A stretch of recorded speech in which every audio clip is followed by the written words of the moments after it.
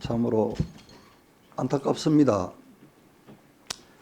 야당의 입장에서는 국무위원 후보자에 대한 청문회를 하지 않을 수 없는 상황입니다. 능력은 되는지 자질은 있는지 도덕성 부분에 있어서 흠결은 없는지 검증을 해야 되는 상황이고, 그럼에도 불구하고 지금 추미애 법무부 장관 지명자에 대해서는 전대미문의 의혹이 제기되고 있습니다.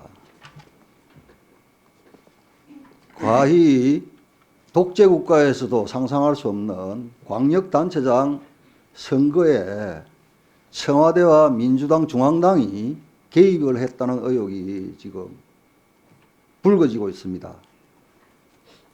그 당시에 민주당 중앙당 당대표가 추미애 후보자입니다.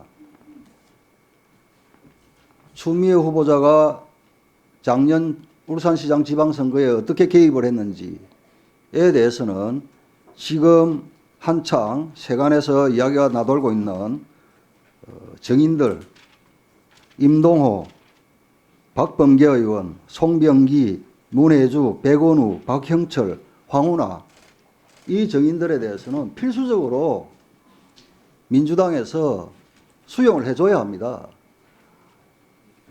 무엇을 숨기고 싶고 얼마나 두렵기에 이 정인들 한 사람도 수용할 수 없다고 여당이 버팁니까? 지난번 조국 청문회 때도 그렇고 지금도 그렇고 도대체 여당에서는 필요한 정인에 대해서 한 사람도 수용을 못하겠다고 이렇게 버티니 이번 청문회도 참 저희들이 걱정이 됩니다. 혹여 이렇게 또 주장을 할 수 있겠죠. 지금 수사 중인 상황이기 때문에 정인으로 출석하는 것은 적절치 않다라고 민주당에서 항변할 수 있을 겁니다. 그런데 보십시오. 우리 국민들은 알 권리가 있습니다. 그런데 문재인 정부 조국 씨가 법무부 장관으로 잠시 있을 동안 검찰을 얼마나 옥죄었습니까? 공보준 측인이 수사준 측인이 해가지고 일체 수사 상황을 국민들에게 알릴 수 없도록 재갈을 물려놨습니다. 그런데 이것은 청와대와 민주당 중앙당이 개입한 관권선거 의혹입니다. 이것은 그 어떤 기본권보다도 국민의 알 권리가 충족되어야 할 사안입니다. 그래서 수사 중인 상황이라 해서 정인을 반대한다는 명분도 없습니다. 다시 한번 촉구합니다. 저희들이 요구한 정인 반드시 수용해 주시기를 바랍니다.